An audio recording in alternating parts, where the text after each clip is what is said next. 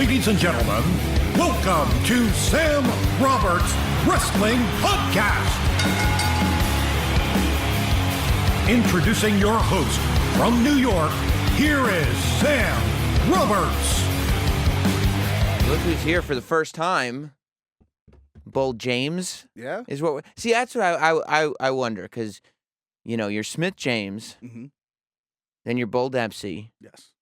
Now Bold James. Is it tougher to figure out, because you're doing years on the indies before you get signed, and then you kind of are figuring out who you are, right? Yeah. And then you go over and you get signed, and they're like, okay, now you're Bold Dempsey, and you're like, okay, let me get a grip on who Bold Dempsey is then, and leave that guy behind that I was before, and then you leave there and figure, like, which transition is more difficult, if any? So it wasn't so much me finding myself. Yeah. Because Smith James and Bull Dempsey were pretty much one and the same. It was kind of the same thing that I was doing. I came up with the Bull Dempsey name. Oh. And kind of took the attitude that I had in the ring as Smith James and transitioned it over. And were you surprised that just adding the name Bull was like, oh, okay, now everybody's getting it. Like, you know, I'm a bull. I'm a tough dude. Yeah, and I kind of had the thought process beforehand of, like, I want to get signed. Yeah. And I know my name's going to change anyway. So you're like, whatever. So why would I put, like, this effort into this really cool name and then, well, you can't have that anymore. We're gonna change it. And you did the WWE thing anyway, because you just reversed your first and last name, right? Yeah, pretty much. Why'd you do that? Where'd you come up with Smith James? Danny Doring came up with it. Uh-huh. And added Big Game in the middle because he liked the idea of Big Game James. I thought that was cool. And it is a tough guy name. Like, the first name Smith is like an old school, like, you know, round up your fist boxer name. It all kind of fit together. Yeah, yeah. And so but you weren't attached to that name at all. No, not at all. Like, it was designed to just throw away. Right. I gotcha. And then you go. So when you leave NXT, do you always have in the back of your head, like, just in case I leave, I know what my next indie name will be? No. Or it was just like a last minute thing. And then when I went and did Taz's show, he was like, what do you think of Bull James? And I said, that kind of rolls off the tongue. You figured it out on Taz's show. It was pretty much like the day before. He's like, I'm going to make a graphic. Tell me what you think. And I saw it and I went, yeah, that looks good. Right. And it makes sense, too, because Bull Smith is going back to the Bull Fit gimmick, and it doesn't work out. That's right. I'd say if you're doing comedy, Bull Smith is the name. Similar, yeah. How did you feel about it? Well, first of all, I guess we can go back to the beginning of you working on a lot on the East Coast Indies, right? Yeah, a lot. Northeast. Right, because I remember, because we knew each other before you were signed. Right. From the little East Coast shows, and I didn't even know you had been signed. Like, I think I went to, like, maybe I was at the Performance Center or an NXT show or something, and I remember being like, oh. Yeah, I think it was a media day at the Performance Center. Right, and I think I didn't know. Yeah. I either didn't know that they had signed you, or I just found out. And I was like, oh, shit, look who's here.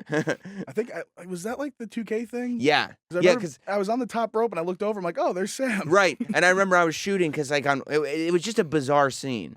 Because in one ring, you guys were in the padded ring, doing the top rope stuff. So you're over there, like, practicing the headbutt, I think is what you were doing. And then in the other ring, they had just signed Devitt, Steen, and Kenta. Right. And so it was like the three of them just practicing their roles. And I was like, what's going on here? It's a bizarre world. They're teaching these guys who I've seen wrestle for years how to do it. And it's just like, yeah, this is what we do. Was your goal, obviously when you start wrestling, your goal is to go to WWE. Of course. Because you're a wrestling fan and you're like, Bob, was that straight through from the day you started until you got signed? That was where you were focused? I think it always is. I mean, it kind of has to be, because if you want to do something bad enough, you want to be the best at it. Mm-hmm. You know, and the guys that are recognized the most are the guys that are there and successful there. Right. So it's always, you know, the thing. And then I think over the course of time, you kind of find your path. Yeah. And if it's not working out, or if they say no, okay, well, now what else can I do? Right. But it's always the top thing. I think it's the one thing everybody always goes after. Right. And like you said, I mean, you picked a name with the intention, and that's kind of, I mean, that's probably the best way to think, is to think of your indie career as temporary, because if you're just focused on getting to that next step, I would think mentally you're more likely to get there. Yeah, I think so. Like, you have to set that goal, and you just got to put the blinders on and go for it. So when you're figuring out the Smith James character, then I guess, are you trying to figure out, okay, what can I show them that they don't already have or that they need more of? Or are you thinking like, okay, if I'm this tough guy dude, this is an old school thing that used to be a lot because it was very sort of like Bruiser Brody meets Stan Hansen meets those guys from the 70s that were omnipresent. There were tons of tough dudes in the 70s that you would get into a fight with in a bar and they would legit kick your ass, then go to the ring and kick somebody else's ass. But you don't really see those guys anymore. No, you don't. And I was training with Taz, and there was like, it was this mix though, because I have this motor and I can do things that guys my size really don't do anymore. Mm-hmm. And now they're starting to, because there's stuff that Kevin can do, Owens, that's right, awesome. And there's so many more athletic big guys coming around. Yeah. So it's starting to become a thing. But at that point, none of them were really signed. Right. So, right. Because it wasn't the look. Yeah, it was it was something different. Mm-hmm. And on top of that, though, when I was training with Taz, he brought out this intensity with me, and this aggression. So it was kind of like just trying to find that thing that just mixes it all together. How is training with Taz? It was awesome. Yeah? Yeah. Because Taz is like obviously he's a super smart wrestling dude, but he is like, I would imagine as no nonsense as you could be. No, absolutely. But I think you kind of need that. Yeah. And I had started training with him, and when he opened his school, I was in like the first class. Mm-hmm. And Danny Doring had told me, look, it's going to be hard and it's going to be tough, but it's going to be worth every cent. Right. But when I got there, Taz kind of had it was more of, I'm not training you from scratch. Right. Oh, I remember when he opened the school and he specifically was looking for guys that had already been working so he could kind of fine tune. Yeah, and I think he didn't want to go through the process of training guys from scratch because it is a headache. It really is. And he did a lot of the training at the old ECW school, is that right? No, it was like a new facility that No. I mean, when ECW had a school, he was one of the he was the top right. there, Right. Yeah. And but that was from scratch back then. And so he gets this facility and he brings you in as a guy who's already been working. And you sign up and start taking classes there. And did it click right away because you had that experience and you knew that, or was it something where this is frustrating right now and eventually it clicks? No, I think it clicked right away with him because we just kind of thought alike, mm-hmm. and it kind of translated between the training and how I was picking things up. And I remember at the end of the first class of guys, the last training session, you had like a one-on-one. Right. And guys were walking in the office like all happy, expecting to be like, oh, you're going to get a tryout, you're going to do this. And everybody was walking out like really dejected. Uh-huh. And I'm sitting there going, oh, boy. Uh-oh. Yeah. Oh, no. And I was like, I think the second to last one to go or the last one. Uh-huh. And I walked in watching all these guys like their dreams crushed. I'm going, oh, no, I'm next. So you're sitting there like you go up, you have to do a few moves or wrestle a match? No, it was just like a one-on-one meeting in the office. Oh, he just talks to you? Yeah. And he can tell based on what who you are as a person, whether he wants to work with you or not? Well, no, this was at the end of it. Gotcha. This was like the last training session of the first class of guys. It's like graduate. It's like your report card. Pretty much. Yes. Yeah. Yes. And I went in there and he spoke volumes of everything. And it was such a relief. And I was proud because I knew what he had done and his reputation as a trainer. Right. So for that guy to put a stamp on you, it was a proud moment for me. Yeah. How difficult is it? So then I'm imagining that you leave Taz's school.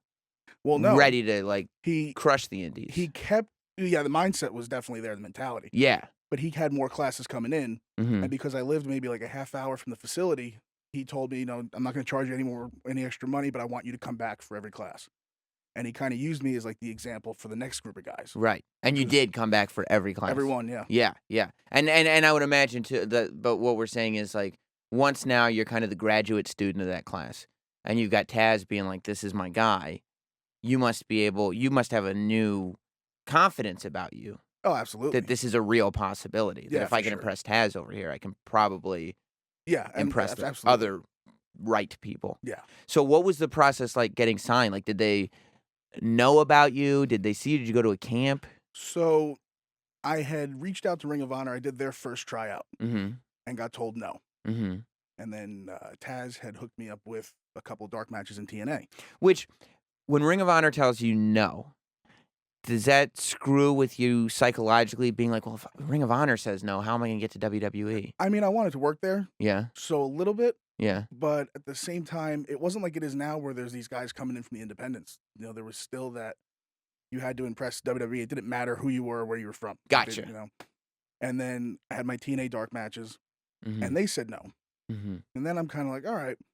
But Taz and I were on the flight back from TNA, and he told me, he's like, I know your mindset. Keep plugging. You're gonna be fine. And then I forget. Taz was working in TNA at the He time. was still commentating there. Right, Yeah. so he helped you out get the dark matches, Right. and then that's why he was flying back and forth with you. Yeah, and we were going back to the same airport. Which had to be great. I mean, the fact that you've got your mentor there with you as you're going through this step in your process. Yeah, it put me at ease because Right. it was my first time on that kind of a TV sort of level, you know. Mm-hmm. And then I think I just said it one night. I'm like, screw it. I'm gonna email WWE and I'm gonna try to get booked. And they booked me as an extra. And Who do you email? Like, I think I had met Bill DeMott on an indie show after his Deep South tenure, and he had just taken back over recently. I think around that time. So I said, I'm interested in getting a look and blah blah blah. He put me in touch with the office, and then I was booked as an extra. Gotcha. So went and did extra work. William Regal and Scott Armstrong took a liking to me when they were watching us work out before the show, and cut promos in front of Matt Stryker and Regal and pretty much the same group of agents and guys. And they liked my stuff and they brought me back. And then the next month I had a match, and then Regal found me later on and told me, you're going to be getting a tryout in February. So this was November of 2012. Wow. And when all this is going on, like, do you have to calm down your expectations and not get too excited because this is it? Oh, it was cool, calm, and collected on the outside, and inside everything was just going, oh my God, what's going on?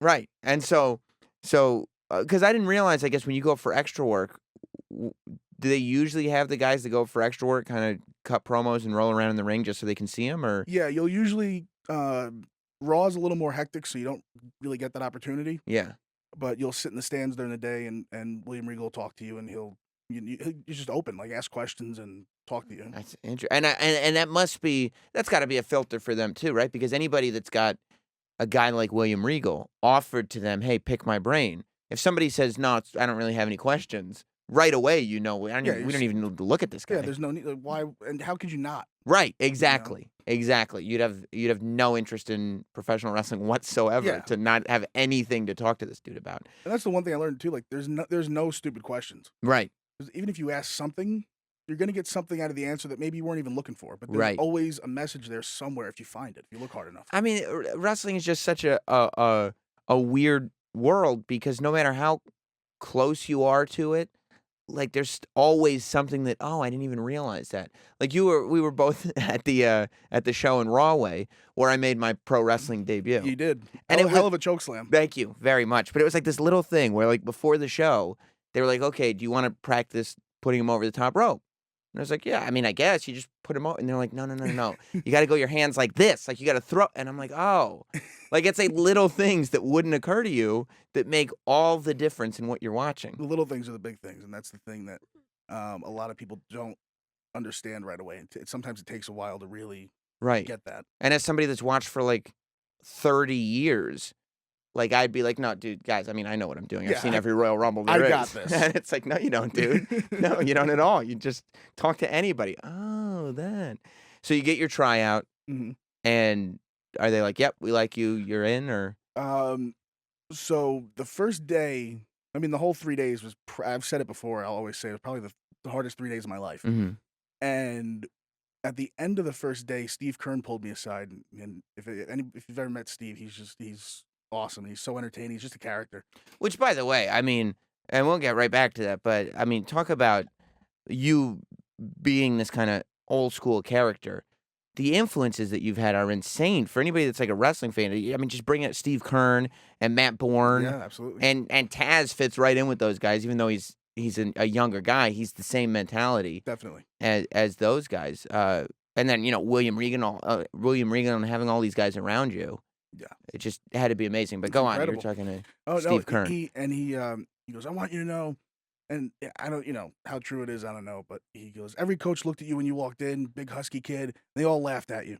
He goes, and you got more heart than anybody in this room because you didn't give up today, because there was a lot of guys dropping out, and that kind of like helped me get to the next day.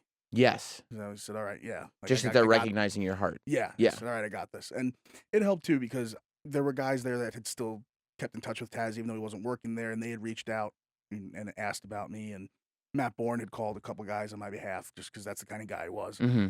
And I knew that they could all speak for me, but it would come down to me.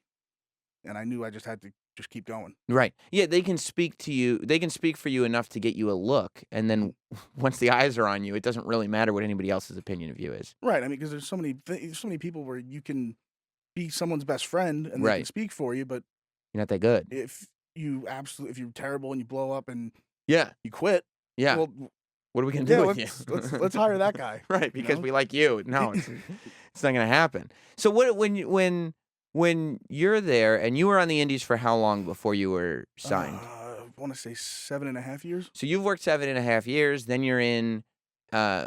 You get signed, and then you make it onto the NXT roster, and you're still like the whole time you're there, you're just plugging away. Mm-hmm. When you see guys go through the tough enough process, like when you see ZZ, speaking of like a husky kid get hired, and he is the kid who's blowing up and doing all this. Like, is that a frustrating thing for somebody like you that has now been doing it 10 years? It is, but at the same time, for the sake of the brand, as a guy that's been around and a guy at that point too had a decent amount of TV exposure. I mean, probably a year and a half at that point. Yeah. It's your responsibility as a guy that's been there to, instead of just, oh God, this guy, you just have to suck it up, even if you don't agree with it, and you got to bring him up, and you have to try to catch him up to speed To make the whole business better. Yeah. Which is what you were saying to what's his name, the Tough Enough winner. Yeah. What's his name again? Josh. Right, Josh on Twitter. Mm-hmm. When you talk about your all-time stupid tweets. Yeah. When he Dumb. calls the social outcasts jobbers. Yeah, it's just stupidity and immaturity, but he doesn't know any better. I get it. Yeah. But it was dumb and it was just disrespectful. But that's exactly what you said to him. Like, the whole purpose of this is just that we're all the one. It's one thing for everybody else on Twitter to say whatever they're going to say, but the fact that we're all brothers is we're the ones that are trying to just lift everybody up to make the business bigger. Yeah, and here's the thing. Obviously there's a big investment in that kind of guy. Yeah. And the whole point is, if he gets the opportunity to go to the main roster, and main roster, I know there's been like a thing about throwing that around, and it because NXT has grown to the point where it's the Raw roster, SmackDown roster, NXT roster. I mean, there is kind of a NXT main roster to try to get to before you get to Raw or SmackDown. Yeah. But to go to that Raw roster, let's say, and he gets the opportunity to go, and they want to do something with him. Well, if you look at the roster, there's certain guys that are going to be the ones that get him elevated. Right. So why would you disrespect those guys? Right. Right. And that was kind of the mindset of having to explain that to him. And, he got it. He understands that he got it? Yeah. And, I mean, it's hard to not understand at that point. When you get crushed. Yeah. Yeah. And he does work hard. I've seen him do, I've been in class with him. Right. And he's going to be fine, I think. Were you surprised that he, yeah, I was. that was out of character for him? Yeah. Is it recoverable? I mean, I don't know enough about locker room to know. I think he'll be fine. I think as long as he just keeps his mouth shut, works hard, and shows people, hey, I want to be here. Yeah. This is my passion now. This is what I want to do. Then I think he'll be fine. Is that the type of thing where it's like, okay, first you'll have to prove to the people around you? Because say he does get called up to Raw in 2 years, even if everybody in Orlando is cool with him, what if Kevin Owens, who tweeted him as well, remembers, oh, that's that guy from Twitter. Yeah. Fuck that guy. And now does he have to go through the process again of trying to make sure everybody knows that he's cool? I'm not sure because I was never up there. Right. So I can't say, how it's going to, I'm sure it's not going to be easy, Mhm. but it's not easy for anybody. Right. And that's the whole point of the Performance Center and the tough days and everything that we'd go through. It's the whole industry as a whole is not an easy thing. And that's why not everybody can do it. Yeah. Yeah. And I think that's the one downfall of the Tough Enough. Mm-hmm. It's a great concept, and obviously the show draws ratings and stuff like that. Yeah. And revenue, but it's tough for those guys because they have to learn very quick what kind of world they're in. Right. Right. And for the most part, do they come in, or even like the guys like the Sabatellis of the world that come in from the NFL that don't have wrestling experience, but not to say they have egos in a bad way, because part of training for a professional sport is that you have to have an ego big enough that you're going to push yourself forward. You're presenting yourself, Sure. and you have to convince yourself you're a winner in order to win. Especially a guy like that is a second-round draft pick. He played at the highest level. Right. You know? Exactly. Played out his rookie contract, got another contract. Like he survived that Shark Tank. And when people like that, do they generally though, are they able to come in and look at a guy like you and be like, oh, I should just be quiet and learn from him, or do Yeah, you end up in there was never really anybody that came in with that kind of attitude, like I know what I'm doing. right, You know, it was just you come there to learn, and I always said that like if I had no, I have no experience playing water polo. right, I know nothing about it. right, But if a minor league water polo team say, hey, we're gonna give you a decent living mm-hmm, and train you to play water polo, mm-hmm, and I agree to do it, well then I'm gonna find out, okay, how do I play water polo? What do I need to do? Who are my coaches? Who are the guys on my team? And I'm just gonna try to soak up as much as I can before I walk in the door. yeah, yeah, because it goes back to what we were saying before. I would imagine even if you come in to the performance center with not a lot of experience, thinking, well, I know wrestling and it's fake fighting and I know how to do it, I would think that within 15 minutes, 5 minutes of being in a ring with guys that have done it for years, you very quickly realize that you have no idea No, absolutely. what you're doing, and it's 100%. time to learn. Yeah, totally. Yeah. So was it difficult for you? Did you have to convince people of the Bull Dempsey character, or did they see that in you kind of right away? I think it was seen, especially because all those coaches are at your tryout. Right. So they're the ones watching because they're the ones that are going to have to work with you every day. Mm-hmm.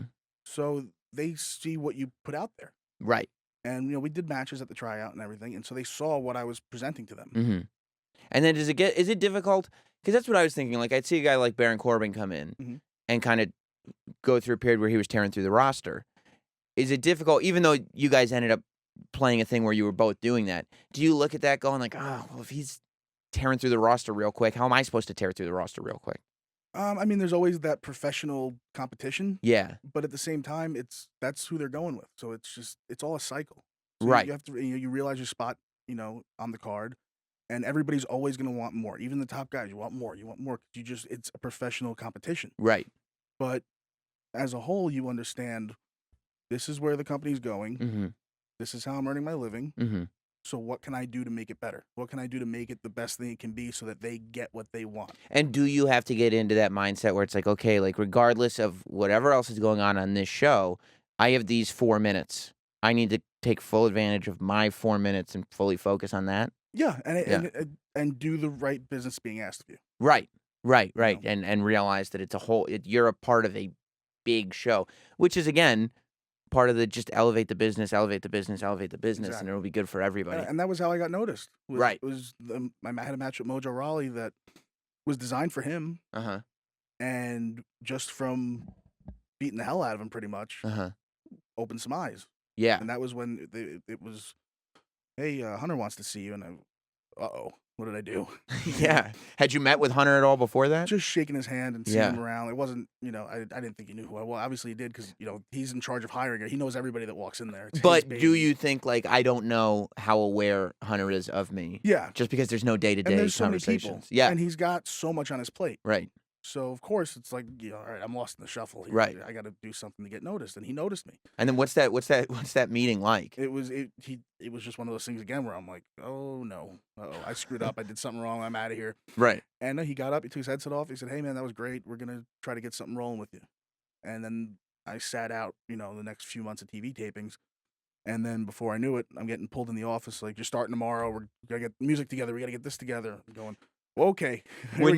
When you're sitting out for a few months, do you realize this is for the better because it's yeah, especially when it comes from the head guy. Like, you have to trust that what's being said to you is the truth, and I have no reason to believe otherwise. So right? Of course, yeah. Because in hindsight, I could see where it's like of course that was the right thing to do because you go as this like, oh yeah, there's Bull Dempsey as opposed to no, there's Bull, it's this guy. But I know for me, as it was happening, I'd just be having mini panic attacks all the time, going like, I hope they remember. I hope Triple H remembers that he said I was good. Remember, should I remind him that he said I was good?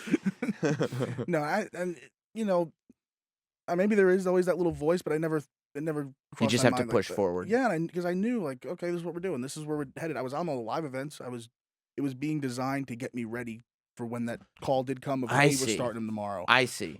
So you're doing I wasn't sitting on the sidelines completely just on television. Right. But you're and that's kind of like the old school way that they used to do it when it was like, on the main roster, they would do a month's worth of WWF superstars in one shot and then just try stuff out at the house shows. Yeah. Yeah. So how did it evolve into a comedy thing as it was at the end?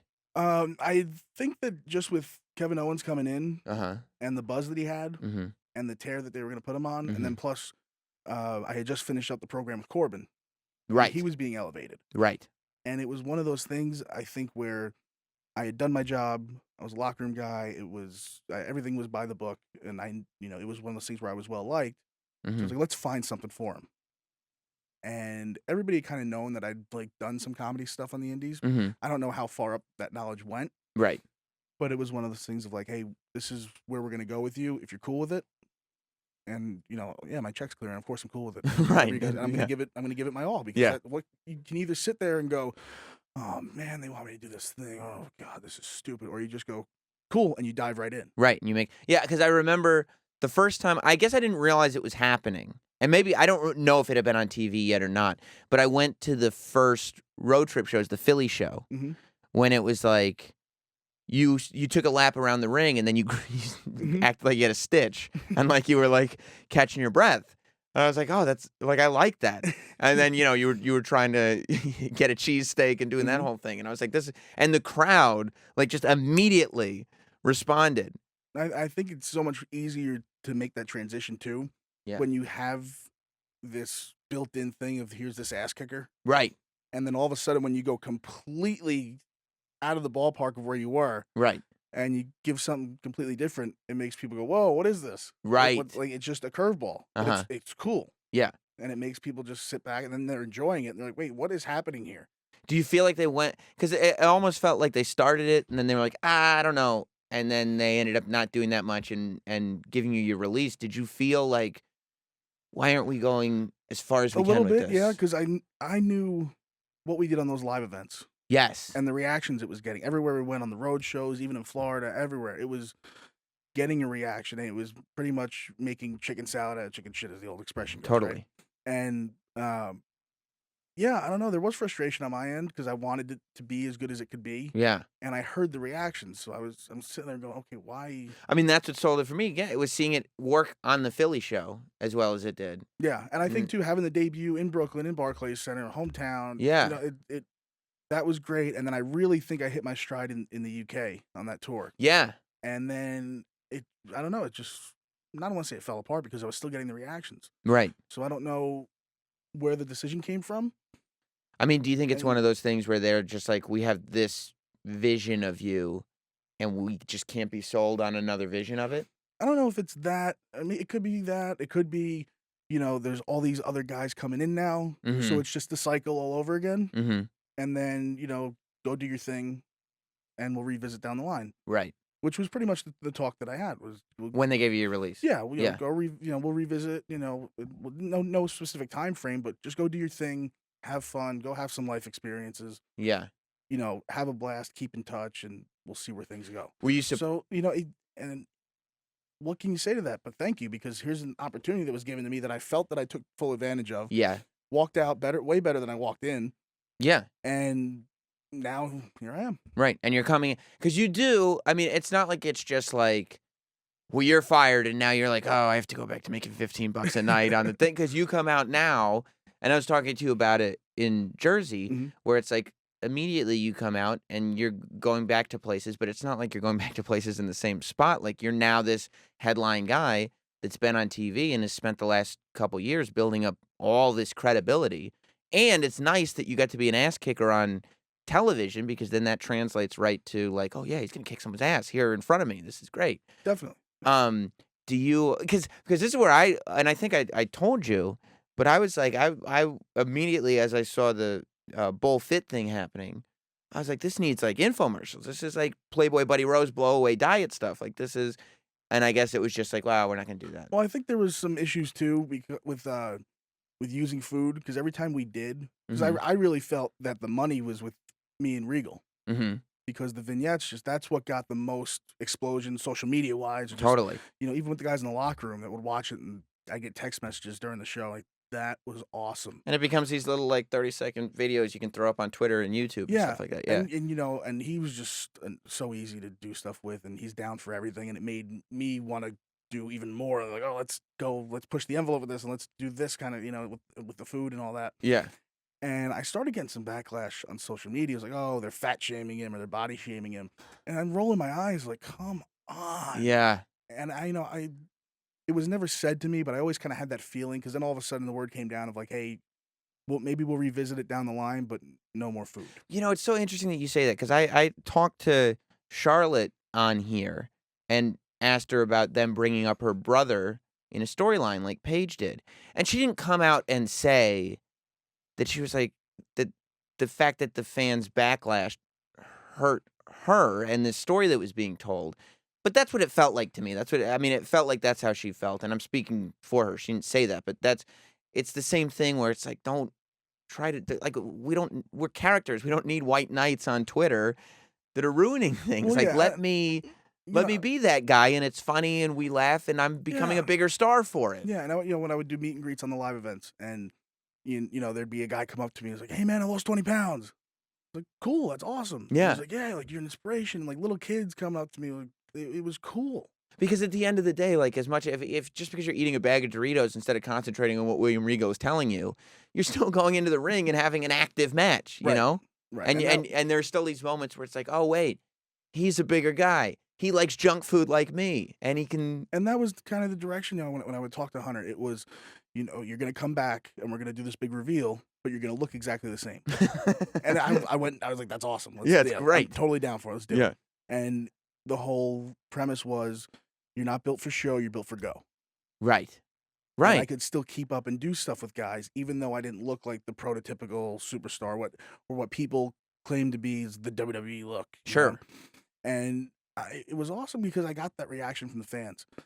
And to have that, it's like, all right, cool, they're getting with this. And Right. And it's on a level of more than just, hey, we like this guy, we're going to cheer for him. Mm-hmm. It's like, hey, man, I lost 20 pounds. Look, this is what I used to look like. Just pulling up pictures on their phone and this and that. And little kids bring me bags of Doritos and stuff.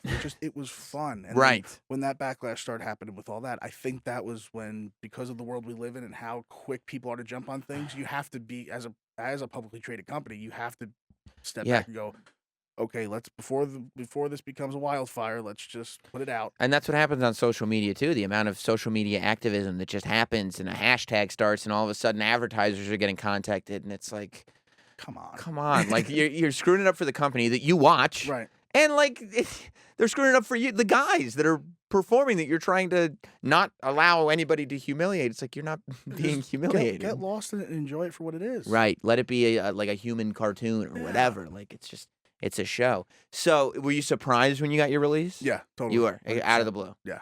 Huh. At least in my eyes, Yeah. Maybe there's time I can look back and maybe try to pinpoint where I could see the writing on the wall, but to me there was none. Right. And even, in talking to some of the coaches, everybody I talked to was like, this came out of left field. We had no idea. Wow. So why? I don't know. Yeah.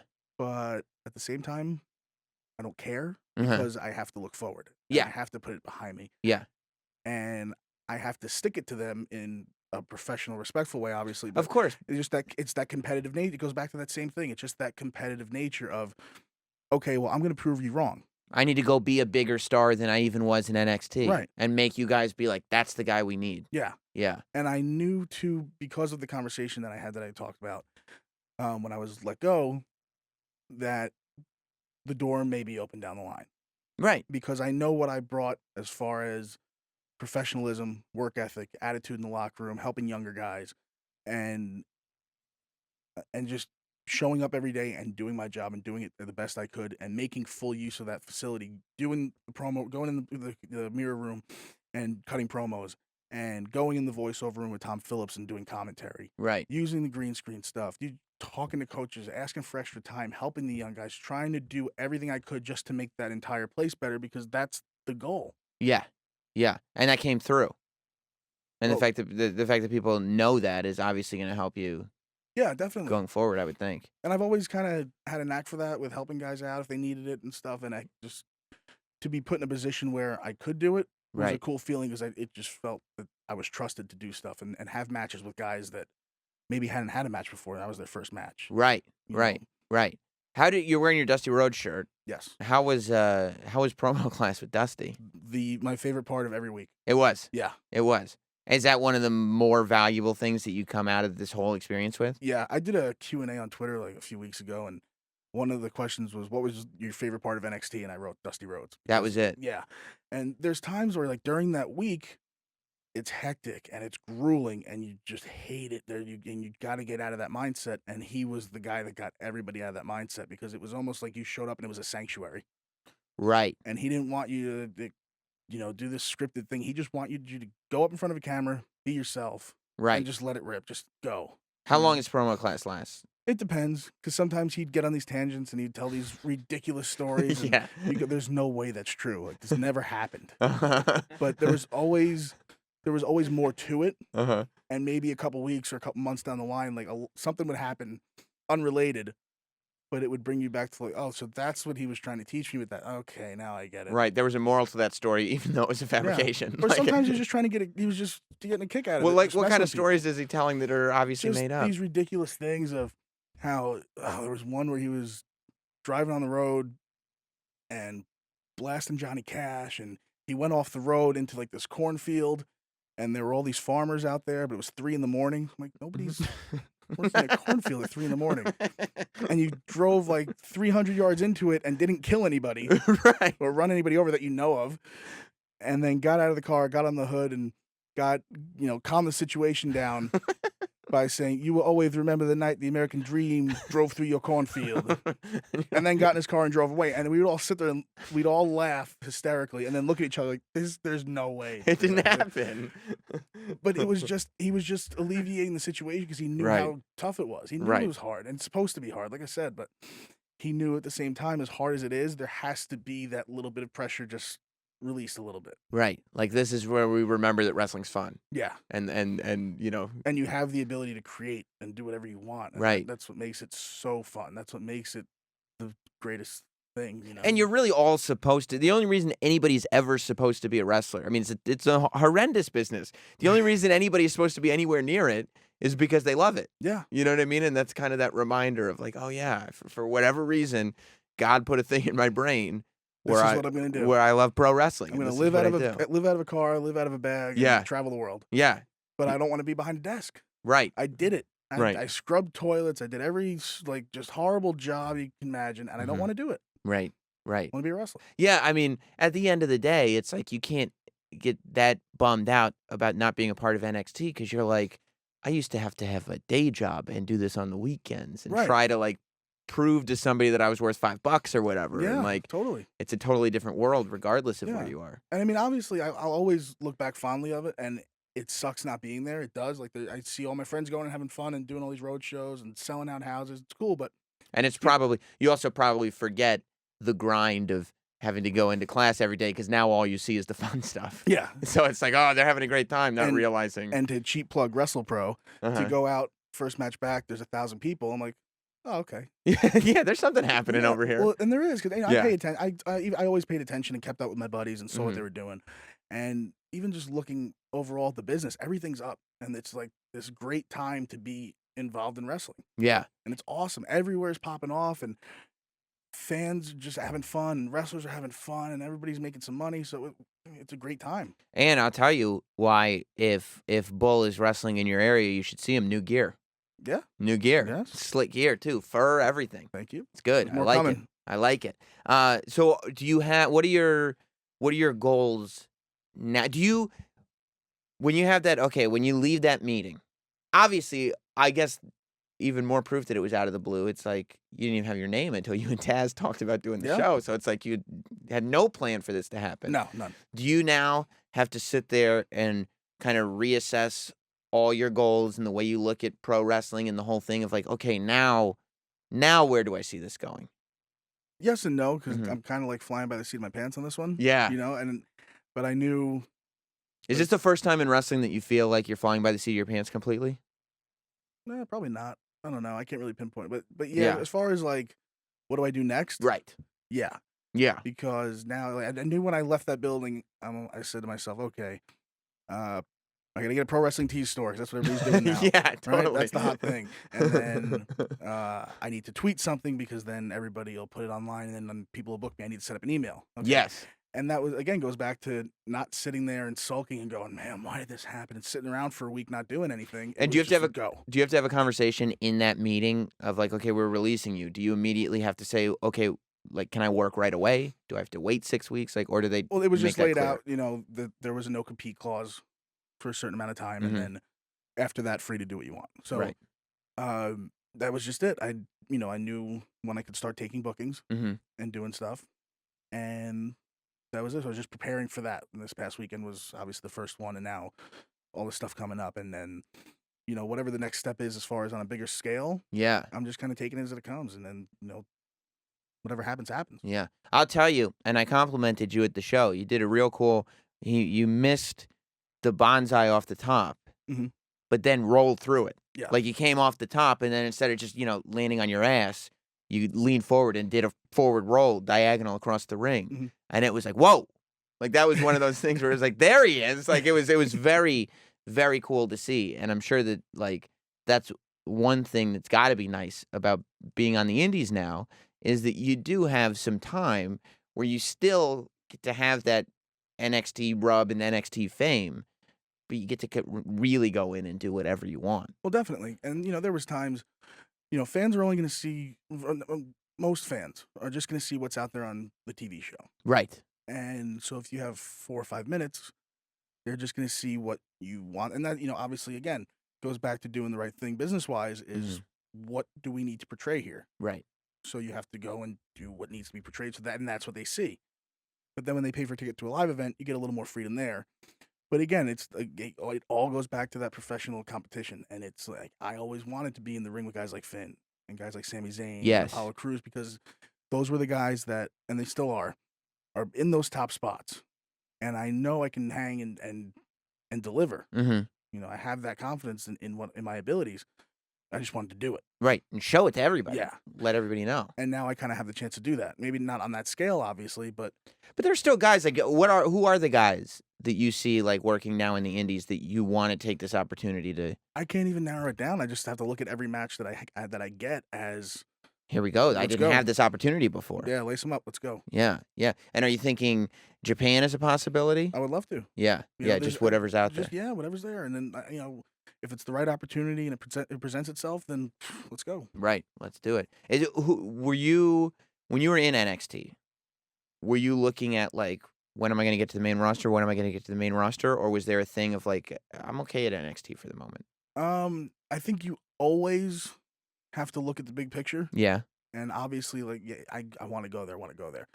But I realized quickly that it's really out of my control. Yeah.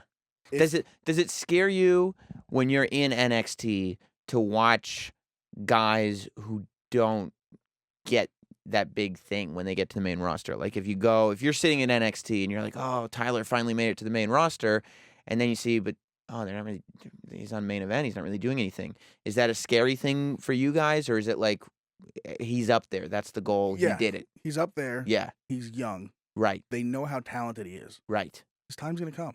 Right. But now like he's able to earn a living, and then we all Yes. earned livings, and that was the cool thing too, was because of the size of the brand, and how big it wasn't just developmental and making not a lot of money during the week. I was able to do some things on the side to set myself up that I probably wouldn't have been able to do 4 or 5 years prior to, Mm-hmm. and just obviously you get to do that on a bigger scale up there, but like I said, he's young and he's so talented. Mm-hmm. And they know how talented he is because he was always put in that trusted position on NXT. Yeah, absolutely. So his time will come. Right. It's just being up there is that proverbial land of opportunity. Yeah, Right. absolutely. Right. And look, even now there's so many injuries and stuff like that. There'll be times for guys to step up and take it. Right. And when he gets his chance, he's gonna knock it out of the park because he's that good.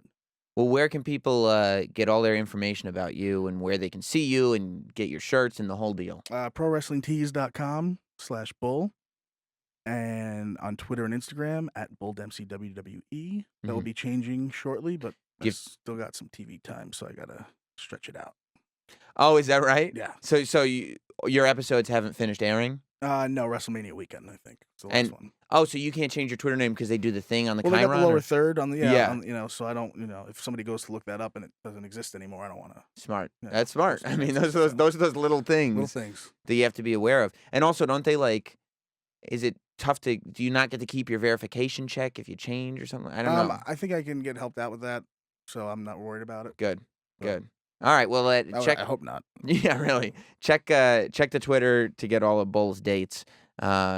And I mean, congratulations, I guess, on everything Thank going you. forward. Good luck with everything, and it's I think it's gonna be a fun time for you. And for the record, you know this and I know this, but we've been trying to do this while you were in NXT. This wasn't Yes. like oh okay now Bull's out of NXT. I'm gonna get all the dirt. It Yeah, was like no. we've been trying to set this up for Yeah. a year already. Probably So, a year. Yeah. yeah. So I'm glad we finally got it done, man. Me too, man. Hopefully we'll do it again soon. For sure. Thanks a lot. Thank you. Hey, it's Sam Roberts. I hope you enjoyed that wrestling interview from Sam Roberts Wrestling Podcast. You can go to notsam.com to subscribe to that podcast. But I upload videos like that on this YouTube channel all the time. So if you don't already subscribe now. It's on the side of the page. I made it real easy. Click the button. Subscribe to the page. Subscribe to the page.